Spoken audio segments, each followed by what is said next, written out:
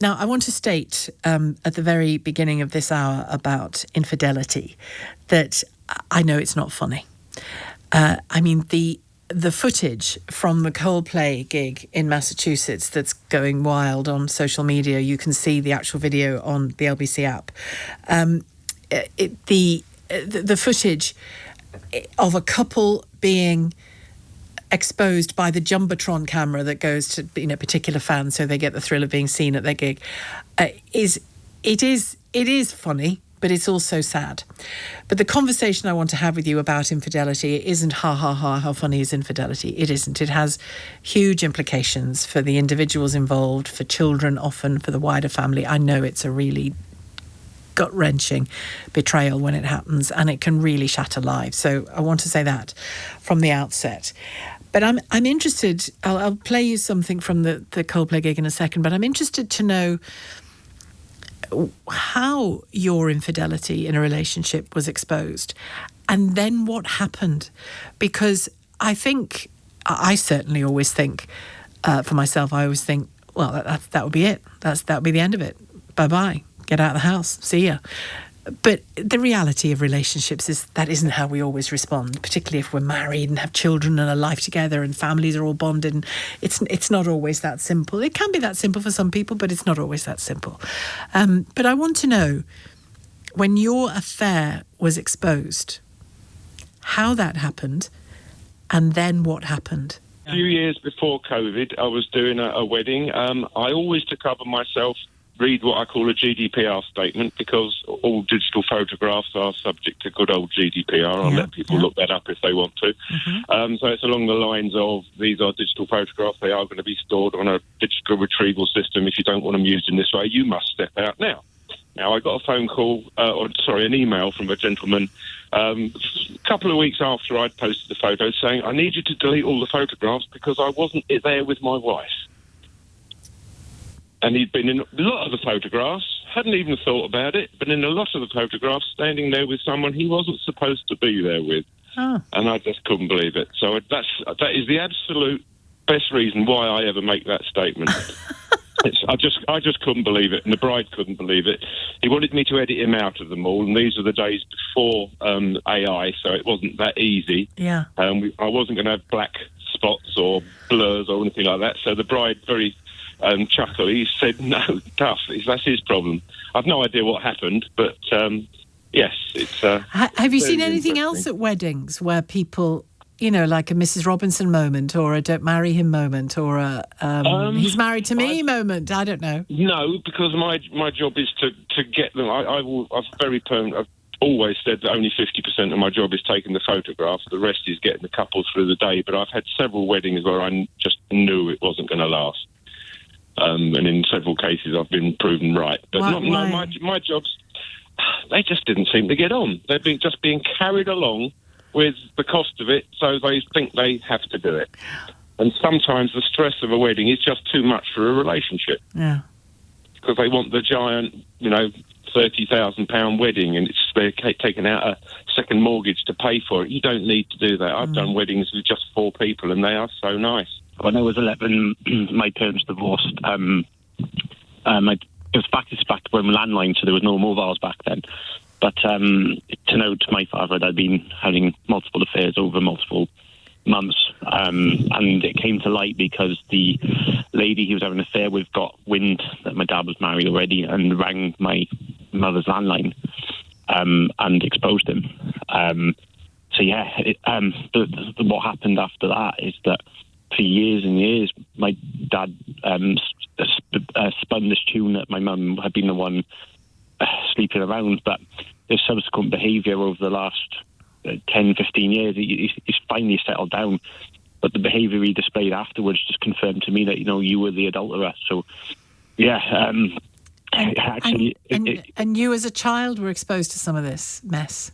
I was not so... I guess this is what parents do, but I was totally shielded from it. And it wasn't... but the coolest of things, we got told that they were divorcing on Boxing Day, I think 2001. So they got through, one last Christmas together, to keep the act up. I will say is, though, my sister's 5 years younger than me, and she's more perceptive. At 6, she could already see. I think the words to my mother were, "All the happiness has gone out of you, Mum." So yeah, I think she could feel it. She could feel something was wrong. She could feel it. Yeah. Now, while I've been watching a lot about this CEO and that, and I think there is a lot of schadenfreude in it, maybe because they're like big wigs in a corporate. But I think what people need to remember is that behind those two people, there'll be two sets of devastated families. Text here says, I found a text message on my ex-husband's phone from the woman he's been having an affair with. My child was 7, going on 8 at the time, and we were on holiday. Oh, devastating. We got back from the holiday. He went to work. So he said on the Monday he worked away, and on the Thursday he called to say he was not coming home. Oh, my goodness, that must have been incredibly hard. That is such a sad story. Hello, I'm fine. You have had affairs. Yes, I have. I just to meet your answer, you said you wanted stories of people getting caught out. So just very quickly, which I just want to contribute. My buddy discovered or had evidence that his wife was having an affair because he's ex-army, and he worked in reconnaissance, surveillance, espionage, and so forth, and was skilled, and set up audio devices in the sort of gazebo of his garden where he believed his wife was going after he left for work. And sure enough, he recorded everything. So that's how he discovered that his wife was having an affair. Oh, God. Yeah. And what about yourself? So, yeah, I mean, it doesn't directly answer your question, but I think at the outset you asked, how did people find out? My contribution is more about why people have affairs. So, yes, I have had affairs. I've never been married myself, but essentially I have had affairs. And in those cases, the women, their reasons were they were bored and the relationship was sexless. So they had become mothers, wives, and their husbands had lost interest in them. Oh, sorry, the reason they had an affair with you, you mean? Yes. Yeah, I see. I mean, that's what they say, and in every case, I've said that I'm not interested in forming a new relationship with them. And the two that I'm thinking of were also, I was in a relationship with them before they got married. Yeah. So they were both ex-girlfriends. History. Yeah. Yeah, and the two I'm thinking of, yes. So essentially, we split up, and then years later they got married, and then they got back in touch with me. I had no intention of rekindling anything, and I didn't want. I kept saying that I didn't want to necessarily change the course of their life and their relationship, but they were adamant that essentially they wanted something outside of their marriage, and they trusted me for discretion, and they felt that I would basically be trustworthy, which I was. And so on those occasions, we did have brief flings, and that never changed. The women didn't suddenly say, "Are we sure we can't become something?" So in one case, I think that's what she was angling for, but absolutely, I did not want to get back with her. Her husband was a wealthy banker. He was very busy. She said he was boring. He was stressed out and worked all the time and had no time for her. And our relationship was essentially sexual, and she saw me as an alternative to sort of tick that box in the relationship that he no longer did. There was a brief period, I think, when she thought we could rekindle, but no way did I want that. She then eventually had another baby, which I think was her second, and there was question of the father. But since she had that second baby, we stopped seeing each other because obviously, her life became too busy with that second child. And thankfully, to my knowledge, her husband has no idea.